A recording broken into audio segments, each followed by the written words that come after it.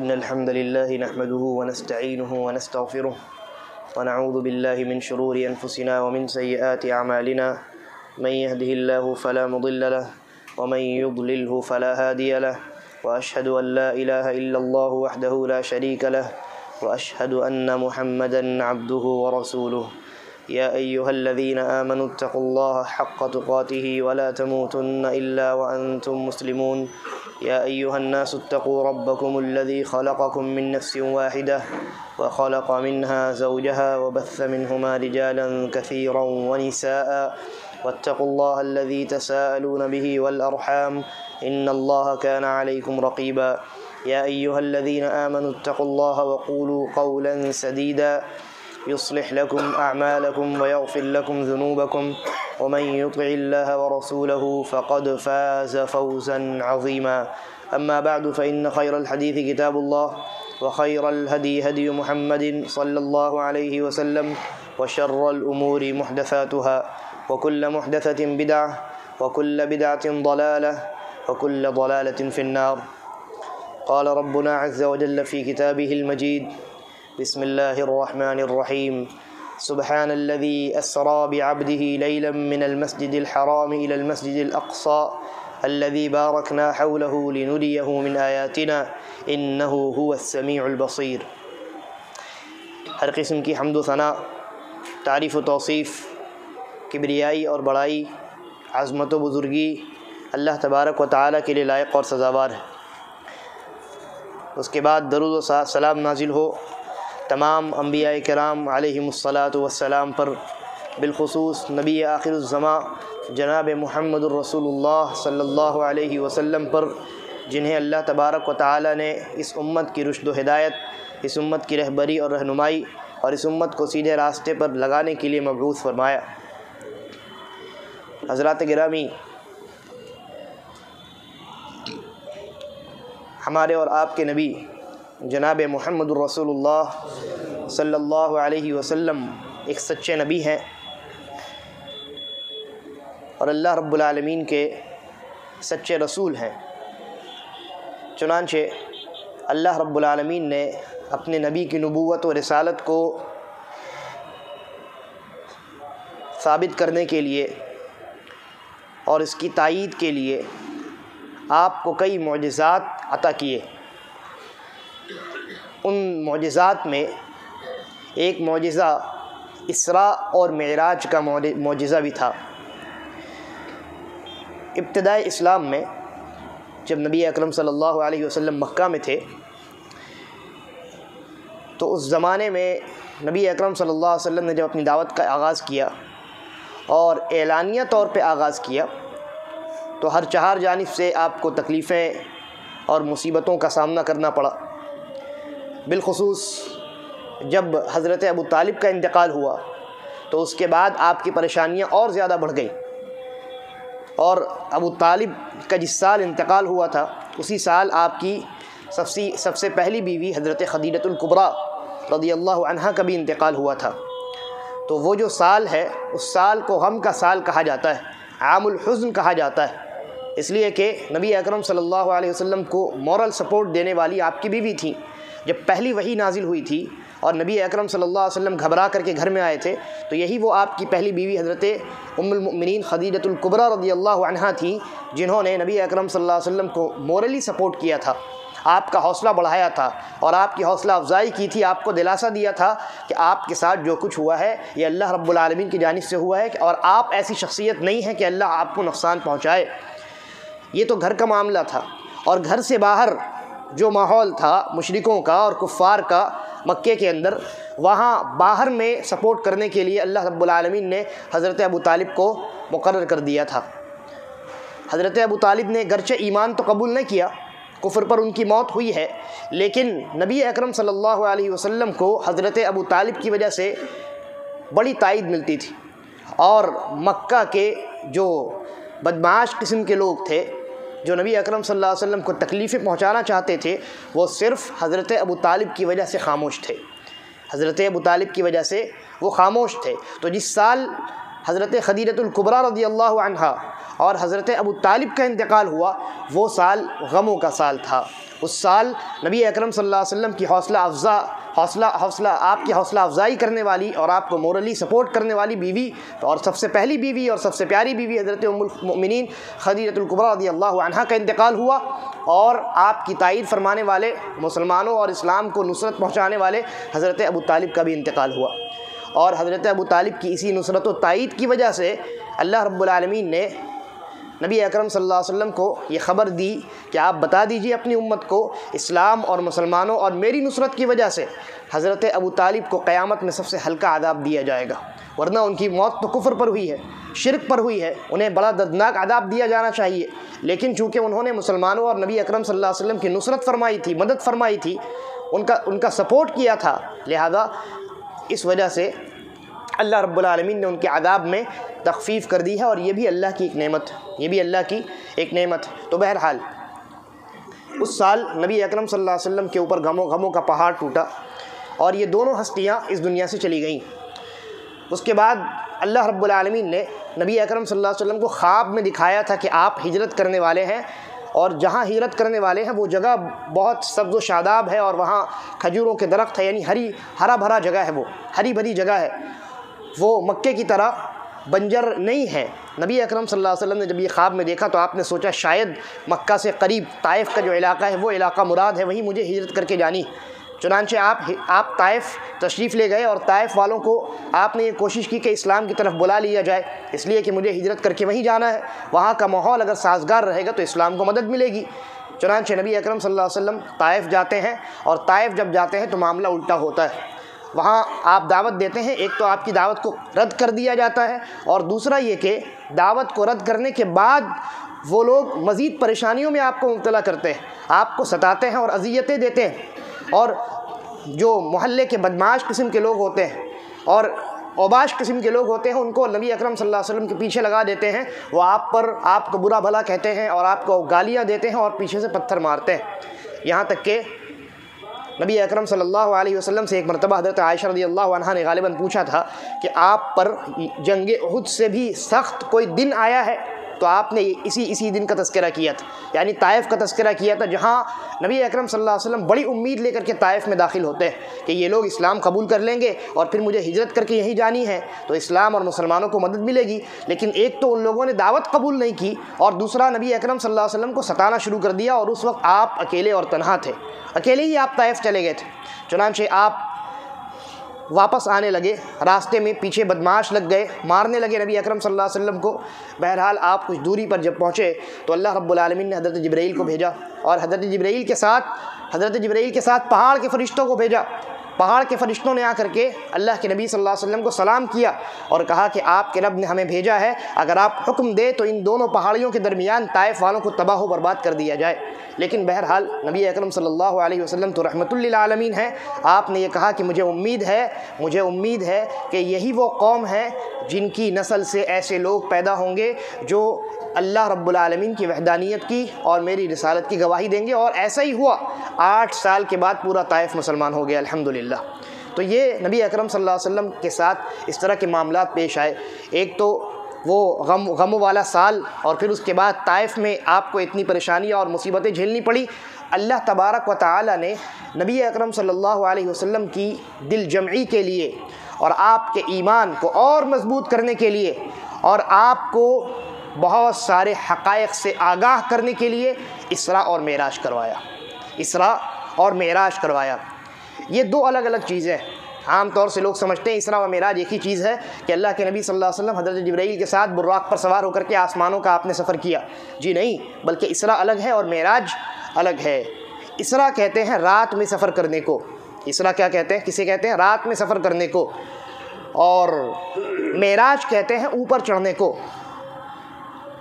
معراج ہی سے ملتا جلتا ایک لفظ آتا ہے عروج و زوال، ہم کہتے ہیں نا عروج و زوال، زوال یعنی نیچے اترنا، یعنی اس کی پستی، اس کی ترقی کا ختم ہونا، اور عروج یعنی اوپر چڑھنا۔ تو معراج اور عروج ایک ہی طرح کے، یعنی دونوں کا روٹ ورڈ ایک ہی۔ معراج کا مطلب ہوتا ہے اوپر چڑھنا، اور اسراء کا مطلب ہوتا ہے رات میں سفر کرنا۔ تو نبی اکرم صلی اللہ علیہ وسلم کے ساتھ 2 واقعات پیش آئے، ایک ہی وقت میں ایک ہی رات میں 2 واقعات پیش آئے۔ پہلا واقعہ کیا پیش آیا؟ صحیح بخاری وغیرہ کے اندر تفصیل کے ساتھ نبی اکرم صلی اللہ علیہ وسلم کے اسراء اور معراج کا واقعہ منقول ہے، اور قرآن مجید میں اسراء کو اللہ رب العالمین نے بیان کیا ہے، اور معراج کے واقعے کو تفصیل سے تو نہیں بیان کیا لیکن اشارتاً سورۃ النجم میں اللہ رب العالمین نے بیان کیا ہے۔ سب سے پہلے ہم اسراء کو دیکھتے ہیں۔ اسراء کیا ہے؟ جیسا کہ میں نے عرض کیا، رات میں چلنے کو اور سفر کرنے کو اسراء کہتے ہیں، اور ہوا یہ جیسا کہ قرآن مجید میں اللہ رب العالمین نے سورہ بنی اسرائیل کی سب سے پہلی آیت، اور اسی سورہ بنی اسرائیل کو سورۃ الاسراء بھی کہتے ہیں کیونکہ اس میں اسراء کا واقعہ مذکور ہے۔ اللہ رب العالمین نے کہا سبحان الذی، پاک ہے وہ ذات، اسریٰ بعبدہ لیلا، جس نے اپنے بندے کو رات میں سفر کرایا۔ سبحان الذی اسریٰ بعبدہ لیلا من المسجد الحرام الی المسجد الاقصی، مسجد حرام سے مسجد اقصی کا سفر کرایا۔ الذی بارکنا حولہ، اللہ نے کہا جس کے ارد گرد یعنی مسجد اقصی کے ارد گرد ہم نے برکت نازل فرمائی ہے، اسے بابرکت بنایا ہے۔ لنریہ من آیاتنا الکبریٰ، تاکہ ہم نبی اکرم صلی اللہ علیہ وسلم کو، اپنے نبی کو بڑی بڑی نشانیاں دکھا سکے۔ انہ هو السمیع البصیر، اور اللہ رب العالمین سننے والا اور دیکھنے والا ہے۔ اس آیت کریمہ میں اللہ رب العالمین نے اسراء کا تذکرہ کیا۔ اسراء یعنی نبی اکرم صلی اللہ علیہ وسلم نے رات میں مکے سے یا مسجد حرام سے مسجد اقصی کا سفر کیا تھا جو فلسطین میں ہے، اور اس وقت فلسطین جو ہے وہ شام کا، سیریا کا حصہ تھا، ابھی تو الگ ہے، ابھی سیریا بہت چھوٹا سا ایک ملک ہے اور فلسطین ایک الگ ہے ملک، لیکن اس زمانے میں فلسطین اور بہت سارے ممالک جو آج الگ ہو گئے ہیں یہ سب کے سب شام میں شامل تھے۔ تو نبی اکرم صلی اللہ علیہ وسلم نے مکے سے یعنی مسجد حرام سے جہاں خانہ کعبہ ہے وہاں سے آپ نے فلسطین کا یا مسجد اقصی کا ایک ہی رات میں سفر کیا تھا۔ صحیح بخاری وغیرہ کے اندر اس سفر کے تعلق سے تفصیلات مروی ہیں۔ نبی اکرم صلی اللہ علیہ وسلم بیان فرماتے ہیں کہ میں اپنے گھر میں لیٹا ہوا تھا کہ گھر کے چھت سے دو فرشتے نازل ہوئے، گھر کے چھت سے، اور اس جملے کو یاد رکھیے گا، ایک شبہ کا ازالہ ہو جائے گا انشاءاللہ۔ میں نے دیکھا کہ گھر کے چھت سے دو فرشتے نازل ہوئے، اور ان دونوں نے اٹھا کر کے، وہ دونوں آئے اور مجھے اٹھا کر کے حطیم میں لے گئے۔ حطیم یہ کیا ہے؟ آپ نے فوٹو وغیرہ میں دیکھا ہوگا، یا جن لوگوں نے عمرہ یا حج کیا ہے، خانہ کعبہ کے ایک طرف حجر اسود کے آگے ایک دائرہ بنا ہوا ہے، آدھا دائرہ بنا ہوا ہے، ہاف سرکل بنا ہوا ہے۔ وہ جو سرکل ہے اس کے اندر کا جو ایریا ہے، جو علاقہ ہے، وہ خانہ کعبہ ہی کا ایریا ہے، وہ خانہ کعبہ ہی کا حصہ ہے۔ اور مشرکین نے جو پہلی مرتبہ یعنی نبی اکرم صلی اللہ علیہ وسلم کی بعثت سے پہلے ایک مرتبہ مکے میں سیلاب آ گیا اور خانہ کعبہ کی دیواریں جو ہیں وہ ٹوٹنے لگیں، تو مشرکین نے اپنے حلال کمائی کو جمع کیا، اپنے حلال کمائی کو، سود وغیرہ سب کھاتے تھے لیکن ان تمام چیزوں کو الگ کر دیا انہوں نے، حلال کمائی کو جمع کیا، تو اتنا ہی پیسہ بچا اس میں سے انہوں نے جتنی دیوار آج ہم دیکھتے ہیں اتنی دیوار انہوں نے کھڑی کی، اور بقیہ جو علاقہ ہے وہ بھی خانہ کعبہ کے اندر شامل تھا لیکن اس کے لیے دیوار بنانے کے لیے حلال کمائی جمع نہیں ہو سکی۔ تو بہرحال انہوں نے خانہ کعبہ کی دیواریں اٹھا دی اور حطیم کو ویسے ہی رہنے دیا، اور بعد میں لوگوں نے اس کو گھیر دیا تاکہ یہ معلوم ہو سکے کہ یہ بھی خانہ کعبہ کا ہی حصہ ہے۔ تو نبی اکرم صلی اللہ علیہ وسلم بیان فرماتے ہیں کہ مجھے حطیم میں وہ فرشتے لے کر کے آئے، اور لے کر کے آنے کے بعد سب سے پہلا کام یہ کیا کہ میرے سینے کو چاک کیا گیا، اور اللہ کے نبی صلی اللہ علیہ وسلم کے سینے سے لے کر کے آپ کی ناف تک چاک کیا گیا، اور کہتے ہیں اللہ کے نبی صلی اللہ علیہ وسلم چاک کرنے کے بعد فرشتوں نے میرے دل کو نکالا، اور دل کو نکالنے کے بعد سونے کے ایک تشت میں رکھا، اور پھر اسے زمزم کے پانی سے صاف کیا، پاک کیا، دھویا، اور پھر اس میں ایمان اور حکمت کو بھر دیا۔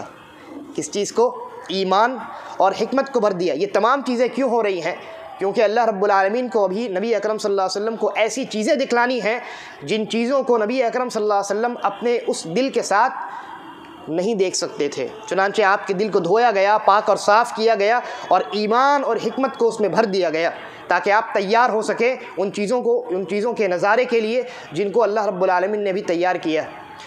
اس کے بعد فرشتوں نے آپ کے سینے کو سل دیا،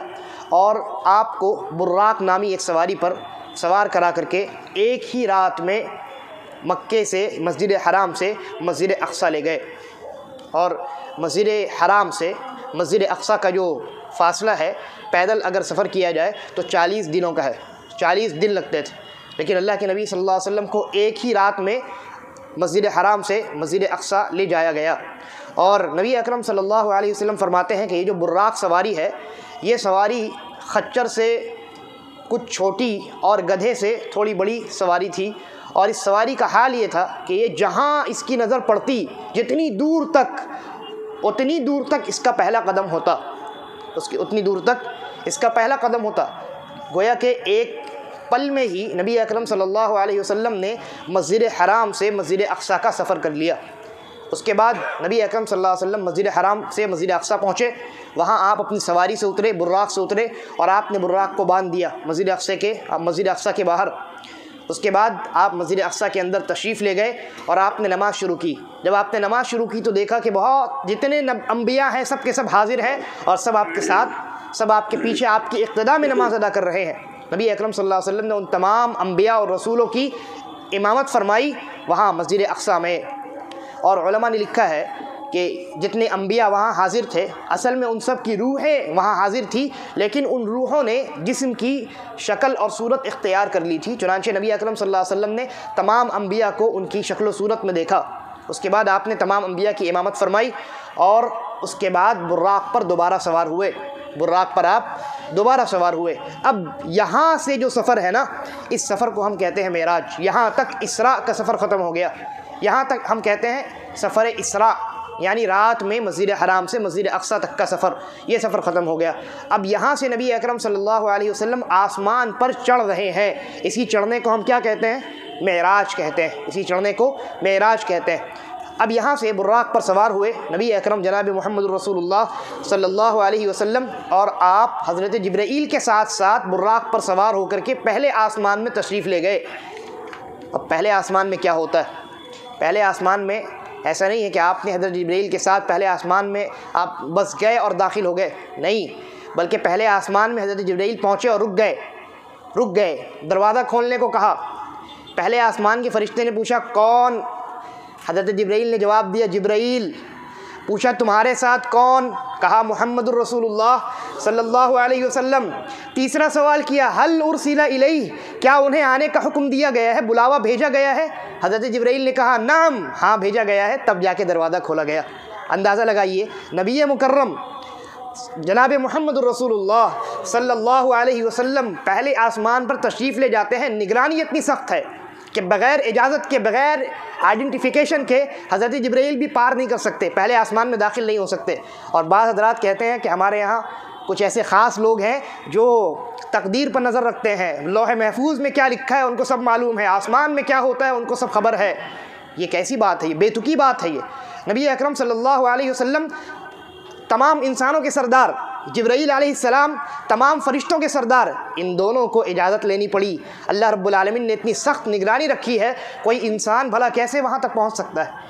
بہرحال اللہ کے نبی صلی اللہ علیہ وسلم فرماتے ہیں، صحیح بخاری کی آپ روایت پڑھیے گا، یہ تمام الفاظ صحیح بخاری کے ہیں۔ اللہ کے نبی صلی اللہ علیہ وسلم فرماتے ہیں کہ میں پہلے آسمان میں داخل ہوا اور وہاں میری ملاقات حضرت آدم علیہ السلام سے ہوئی۔ حضرت آدم علیہ السلام نے کہا مرحبا بابن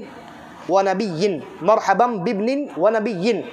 کہ ایک بیٹے اور ایک نبی کو خوش آمدید۔ بیٹے کیوں کہا؟ کیونکہ وہ سب کے باپ ہیں، حضرت آدم علیہ السلام سب کے باپ ہیں، نبی اکرم صلی اللہ علیہ وسلم بھی آپ کی اولاد میں سے ہیں، چنانچہ آپ نے کہا مرحبا بابن و نبی، ایک بیٹے اور ایک نبی کو خوش آمدید ہے۔ یہاں ان لوگوں کے عقیدے کا رد ہو گیا جو نبی اکرم صلی اللہ علیہ وسلم کو نور مانتے ہیں۔ آدم علیہ السلام مٹی سے پیدا کیے گئے، اور آدم علیہ السلام نے نبی اکرم صلی اللہ علیہ وسلم کو کہا ایک بیٹے کو خوش آمدید ہے اور ایک نبی کو خوش آمدید ہے، یعنی جب نبی اکرم صلی اللہ علیہ وسلم حضرت آدم کی اولاد میں سے ہے اور حضرت آدم مٹی سے پیدا کیے گئے، تو نبی اکرم صلی اللہ علیہ وسلم کی تخلیق بھی ظاہر سی بات ہے مٹی سے ہوئی۔ اس کے بعد مختصر میں پورا واقعہ بیان کر رہا ہوں۔ نبی اکرم صلی اللہ علیہ وسلم حضرت جبرائیل کے ساتھ پھر دوسرے آسمان میں تشریف لے گئے، اور جس طریقے سے پہلے آسمان میں سخت کڑی نگرانی تھی، بالکل ویسی ہی نگرانی دوسرے آسمان میں بھی تھی، بالکل وہی نگرانی، وہی آئیڈینٹیفیکیشن انہیں وہاں بھی دینی پڑی۔ وہاں بھی پوچھا گیا کون؟ کہا گیا جبرائیل۔ پوچھا کون ہے تمہارے ساتھ؟ کہا محمد صلی اللہ علیہ وسلم۔ پھر پوچھا گیا کیا آنے کا حکم دیا گیا، بلاوا بھیجا گیا؟ کہا ہاں۔ تب کھولا گیا دروازہ اور کہا گیا کہ کتنا ہی بہترین شخص ہے آج ہمارا مہمان۔ اس کے بعد نبی اکرم صلی اللہ علیہ وسلم، اور یہ واقعہ، یہ جو معاملہ ہے ہر آسمان پہ نبی اکرم صلی اللہ علیہ وسلم کے ساتھ واقع ہوا، یعنی ہر آسمان پہ آپ کو حضرت جبرائیل کو اپنی تعریف کروانی پڑی کہ کون ہوں اور کیا اجازت ملی ہے کہ نہیں ملی ہے، یہ بتلانا پڑا۔ اس کے بعد ہر آسمان کا دروازہ کھلا، بغیر اجازت کسی بھی آسمان میں دونوں داخل نہیں ہوئے۔ اللہ کے نبی صلی اللہ علیہ وسلم فرماتے ہیں دوسرے آسمان میں میری ملاقات حضرت عیسیٰ اور یحییٰ علیہ السلام سے ہوئی، اس کے بعد تیسرے آسمان میں میری ملاقات یوسف علیہ السلام سے ہوئی، چوتھے آسمان میں میری ملاقات ادریس علیہ السلام سے ہوئی، پانچویں آسمان میں میری ملاقات ہارون علیہ السلام سے ہوئی، چھٹے آسمان میں میری ملاقات موسیٰ علیہ السلام سے ہوئی۔ اور جب میں موسیٰ علیہ السلام کے پاس سے آگے بڑھ گیا ساتویں آسمان کے لیے، تو حضرت موسیٰ رونے لگے۔ تو پوچھا گیا کہ آپ کیوں رو رہے ہیں؟ تو حضرت موسیٰ نے کہا کہ یہ نبی میرے بعد آیا ہے اور اس کی امت میری امت سے افضل ہے، اس کی امت میری امت سے افضل ہے اور اس کی تعداد بھی زیادہ ہے، لہذا اسی وجہ سے حضرت موسیٰ علیہ السلام رونے لگے۔ اس کے بعد نبی اکرم صلی اللہ علیہ وسلم ساتویں آسمان میں تشریف لے گئے اور وہاں آپ کی ملاقات حضرت ابراہیم خلیل اللہ سے ہوئی علیہ الصلاۃ والسلام۔ حضرت ابراہیم علیہ السلام وہاں ساتویں آسمان پہ ایک گھر ہے، خانہ کعبہ کی طرح ایک گھر ہے جس کو بیت المعمور کہتے ہیں۔ اللہ کے نبی صلی اللہ علیہ وسلم فرماتے ہیں کہ حضرت ابراہیم علیہ السلام خانہ کعبہ کی طرح جو گھر بیت المعمور ہے اس پر ٹیک لگا کر کے بیٹھے ہوئے تھے، یعنی پیٹھ حضرت ابراہیم کی پیٹھ بیت المعمور کی طرف تھی اور وہ وہاں بیٹھے ہوئے تھے، اور وہاں مومنوں کے بچے جو بلوغت سے پہلے وفات پا جاتے ہیں اور مشرکین کے بچے جو بلوغت سے پہلے وفات پا جاتے ہیں وہ سب جمع تھے حضرت ابراہیم علیہ السلام کے پاس۔ حضرت ابراہیم علیہ السلام نے جب دیکھا تو حضرت ابراہیم نے کیا کہا؟ حضرت ابراہیم نے بھی حضرت آدم علیہ السلام کی طرح الفاظ کہا مرحبا بابن و نبی، ایک بیٹے اور ایک نبی کو خوش آمدید ہے۔ حضرت ابراہیم نے بھی بیٹے کا لفظ استعمال کیا ہے کیونکہ نبی اکرم جناب محمد الرسول اللہ صلی اللہ علیہ وسلم حضرت ابراہیم علیہ السلام کی اولاد میں سے ہیں۔ حضرت ابراہیم علیہ السلام کے 2 بیٹے، حضرت اسماعیل بڑے بیٹے، حضرت اسحاق چھوٹے بیٹے۔ حضرت اسحاق کی اولاد میں تمام انبیاء بقیہ جتنے ہیں، عیسیٰ علیہ السلام اور بقیہ بہت سارے انبیاء آئے، اور حضرت اسماعیل علیہ السلام کی نسل میں اسماعیل علیہ السلام کی نسل میں صرف ایک نبی آئے اور وہ ہمارے اور آپ کے نبی جناب محمد الرسول اللہ صلی اللہ علیہ وسلم ہیں۔ تو آپ نے فرمایا مرحبا بابن و نبی، ایک بیٹے اور ایک نبی کو خوش آمدید۔ اس کے بعد اللہ کے نبی صلی اللہ علیہ وسلم نے دیکھا کہ بیت المعمور میں 70,000 فرشتے طواف کر رہے ہیں، اور آپ کو یہ بتلایا گیا کہ ایک مرتبہ جس فرشتے نے یہاں طواف کر لیا پھر اس کے بعد قیامت تک اس کی باری نہیں آتی، قیامت تک اس کی باری نہیں آتی۔ ایک بار میں 70,000 فرشتے طواف کرتے ہیں، اور ایک مرتبہ جس نے طواف کر لیا باری اس کی نہیں آتی قیامت تک۔ اندازہ لگا لیجئے اللہ رب العالمین کے فرشتوں کی تعداد کس قدر ہے۔ اس کے بعد نبی اکرم صلی اللہ علیہ وسلم سدرۃ المنتہا تشریف لے گئے۔ سدرۃ المنتہا یہ آسمان میں 7ویں آسمان پر ایک بیری کا درخت ہے، اور وہ دنیا کے درخت کی طرح نہیں ہے، بلکہ نبی اکرم صلی اللہ علیہ وسلم نے فرمایا کہ اس کے پھل بڑے بڑے مٹکوں کی طرح، اس کے پھل جو ہے نا وہ بڑے بڑے مٹکوں کی طرح ہے، اور اس کے جو پتے ہیں وہ ہاتھیوں کے کان کی طرح ہیں، اتنے بڑے، وہ اتنا بڑا درخت ہے اور اس کے پھل اتنے بڑے بڑے ہیں، اور وہ ایسا درخت ہے جس کی خوبصورتی کو کوئی انسان بیان نہیں کر سکتا، بہت خوبصورت درخت ہے۔ اور اللہ کے نبی صلی اللہ علیہ وسلم فرماتے ہیں کہ اس درخت کے نیچے سے 4 قسم کی نہریں ہیں، 2 نہریں چھپی ہوئی ہیں اور 2 نہریں ظاہر ہیں۔ جو 2 نہریں چھپی ہوئی ہیں وہ جنت کی 2 نہریں ہیں، اور جو 2 نہریں جاری ہیں ان دونوں کا نام نیل اور فرات ہے۔ یہ صحیح بخاری وغیرہ کی روایت۔ نبی اکرم صلی اللہ علیہ وسلم نے اس سفر میں بہت ساری چیزوں کو دیکھا، بہت ساری چیزوں کا معائنہ اور آپ نے نظارہ کیا۔ ان میں سے ایک چیز ہے حوض کوثر۔ ایک چیز کیا ہے؟ حوض کوثر۔ کوثر ایک نہر ہے، ایک نہر کا نام ہے کوثر، جس کو نبی اکرم صلی اللہ علیہ وسلم کو اللہ رب العالمین قیامت میں بطور خاص عطا کرے گا۔ یہ آپ کا اپنا پرسنل نہر ہے، یہ اللہ رب العالمین کی جانب، اللہ نے کہا نا انا اعطیناک الکوثر، کہ ہم آپ کو کوثر عطا کریں گے۔ کوثر ایک نہر کا نام ہے جسے نبی اکرم صلی اللہ علیہ وسلم کو قیامت کے دن دیا جائے گا۔ اسی طریقے پر آپ صلی اللہ علیہ وسلم نے سفر معراج میں جنت اور جنت کی نعمتوں کا مظاہرہ کیا، معائنہ کیا، جنت اور جنت کی نعمتوں کا آپ نے نظارہ کیا، دیکھا آپ نے اپنی آنکھوں سے، اور جہنم کی عذاب کا آپ نے معائنہ کیا، اور بہت سارے جہنمیوں کو بھی آپ نے دیکھا، الگ الگ عذاب میں ان جہنمیوں کو مبتلا کیا گیا تھا۔ اب بہت سارے لوگ اعتراض کرتے ہیں کہ ابھی تو قیامت قائم ہوئی نہیں ہے، تو اللہ کے نبی نے جہنمیوں کو کیسے دیکھ لیا؟ ابھی تو سارے لوگ جو بھی ہیں وہ سب اپنے اپنے قبر میں ہیں، یا تو قبر کی نعمت حاصل کر رہے ہیں یا قبر میں عذاب میں مبتلا ہیں، ابھی جہنم میں داخل تو ہوئے نہیں، تو نبی اکرم صلی اللہ علیہ وسلم نے کیسے دیکھ لیا؟ تو اس کا علماء نے 2 جواب دیا ہے،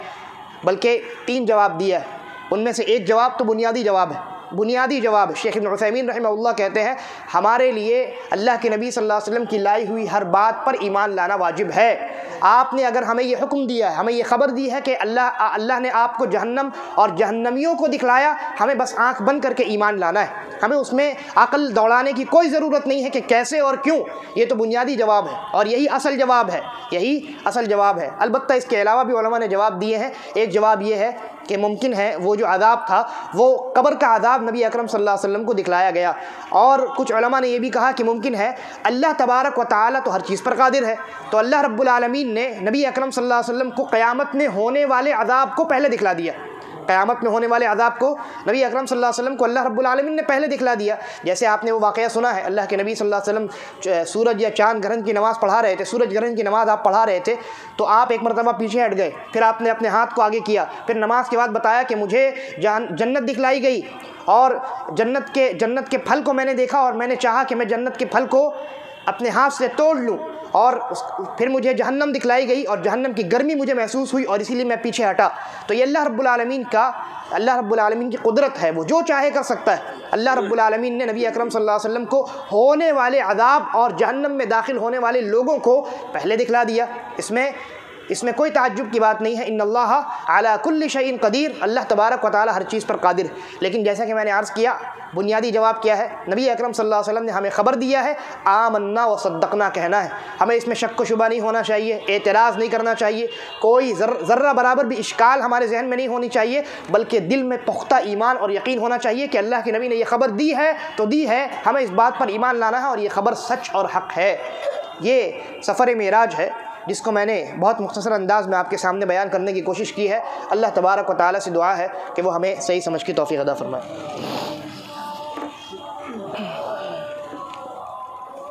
ان الحمد لله نحمده ونستعينه ونستغفره ونعوذ بالله من شرور انفسنا ومن سيئات اعمالنا، من يهده الله فلا مضل له ومن يضلله فلا هادي له، واشهد ان لا اله الا الله وحده لا شريك له واشهد ان محمدا عبده ورسوله۔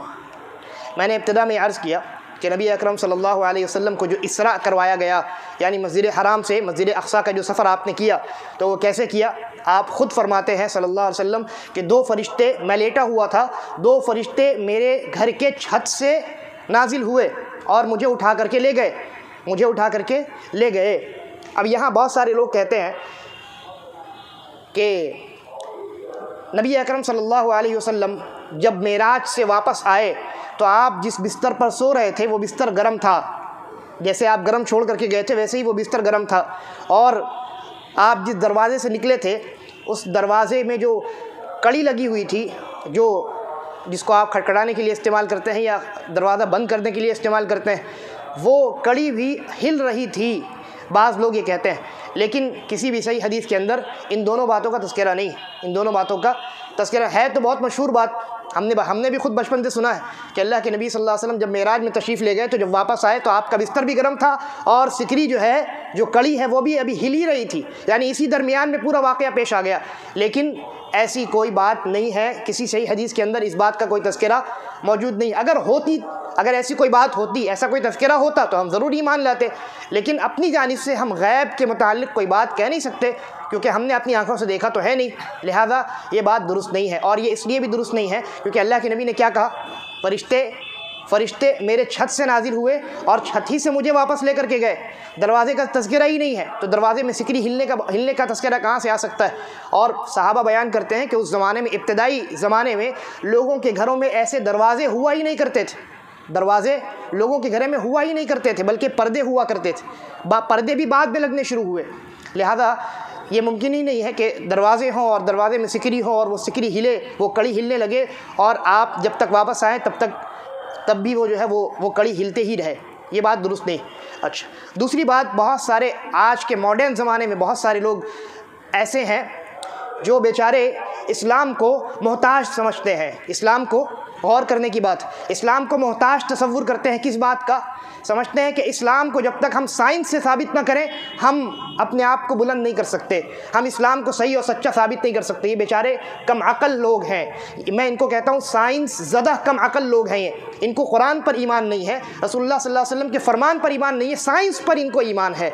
یہ سائنس پر ایمان لانے والے، یہ اللہ اور اس کے رسول پر ایمان لانے والے نہیں۔ تو یہ لوگ کیا کہتے ہیں؟ یہ کیا کہتے ہیں؟ نبی اکرم صلی اللہ علیہ وسلم کے سفر معراج، اسراء اور معراج کے بارے میں کہتے ہیں اللہ کے نبی صلی اللہ علیہ وسلم نے کوئی سفر معراج نہیں کیا،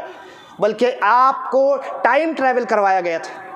آپ کو ٹائم ٹریول کروایا گیا تھا، آپ کسی پیریلل یونیورس میں تشریف لے گئے تھے جہاں آپ نے ان تمام چیزوں کو دیکھا۔ استغفر اللہ، اتنی واضح روایات ہے قرآن مجید میں، اللہ نے اتنے واضح انداز میں اسراء کا تذکرہ کیا ہے۔ سورۃ النجم میں اللہ رب العالمین نے کہا وَلَقَدْ رَأَيْنَاهُ، اللہ رب العالمین نے کہا کہ ہم نے انہیں بڑی بڑی نشانیاں دکھائیں، ہم نے انہیں بڑی بڑی نشانیاں دکھائیں۔ یہ تمام چیزیں کیا خیالی ہو سکتی ہیں؟ اور اس کو ٹائم ٹریول سے تشبیہ دینا یہ جہالت ہے اور کچھ نہیں۔ اس طرح کے لوگ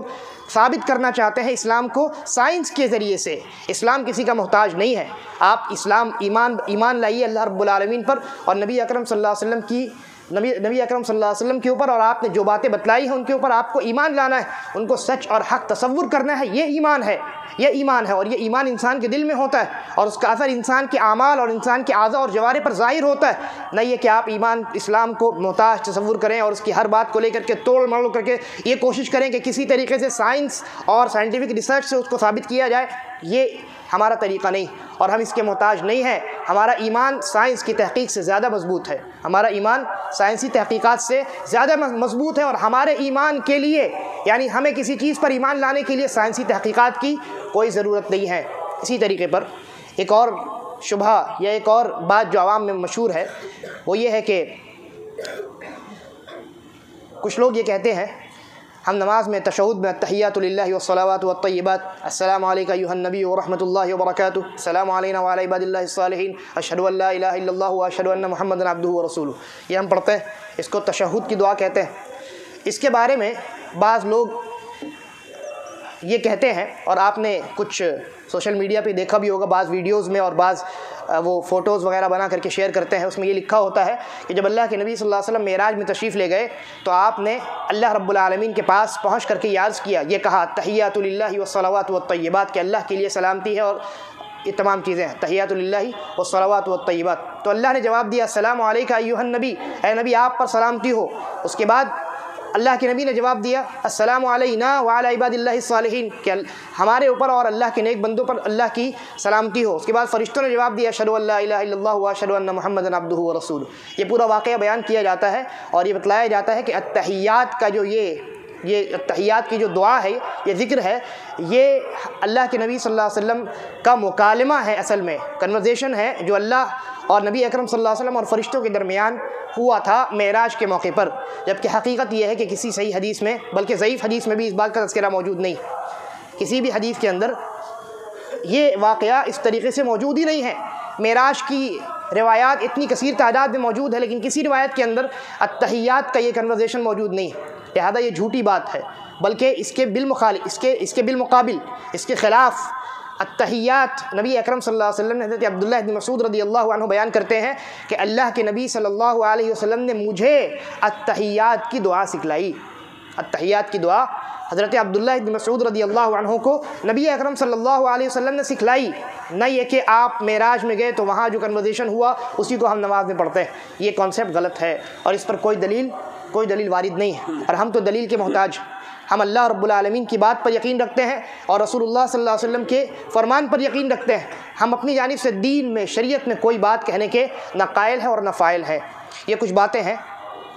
معراج کے تعلق سے جو میرے ذہن میں تھی، جس کو میں نے بیان کرنا مناسب سمجھا، اور بھی کئی باتیں ہیں لیکن فی الحال میں اسی پر اکتفا کرتا ہوں۔ اللہ رب العالمین سے دعا ہے اللہ تبارک و تعالی ہمارے ایمان کو مضبوط کرے، ہمارے اعمال میں اخلاص پیدا کرے، اور ہم تمام کا جب خاتمہ ہو تو ایمان اور اسلام پر ہو۔ اما بعد، عباد اللہ رحمکم اللہ، ان اللہ یأمرکم بالعدل والاحسان وایتاء ذی القربى وینہی عن الفحشاء والمنکر والبغی یعظکم لعلکم تذکرون، اذکروا اللہ یذکرکم وادعوہ یستجب لکم ولذکر اللہ اکبر واللہ یعلم ما تصنعون۔